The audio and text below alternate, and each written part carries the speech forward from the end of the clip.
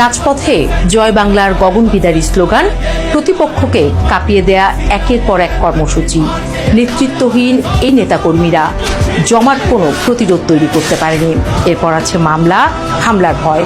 সক্রিয় প্রায় সব কর্মীর নামে আছে এক বা একাধিক মামলা।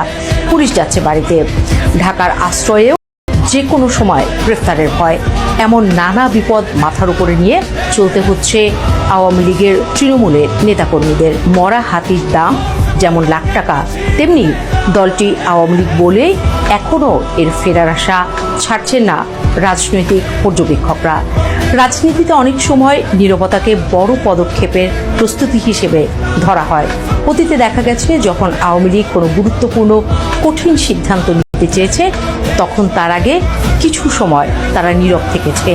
এই নীরবতা হতে পারে সেই সিদ্ধান্তের প্রয়োজনীয় প্রস্তুতি। দেশের রাজনৈতিক প্রেক্ষাপটে আওয়ামী লীগের মতো বড় দলের নীরবতাকে কেবল নিষ্ক্রিয়তা হিসেবে দেখা যায় না, বরং এটিকে একটি কৌশলগত হাতিয়ার হিসেবে দেখা উচিত। সময় বলে দেবে এই নীরবতা কোনো বড় ঝড়ের পূর্বাভাস। তবে একটি বিষয় স্পষ্ট, বড় কোনো দলীয় নীরবতা রাজনৈতিক অঙ্গনে সবসময় একটি কৌশলগত ও গুরুত্বপূর্ণ বিষয় হিসেবে বিবেচিত হয়।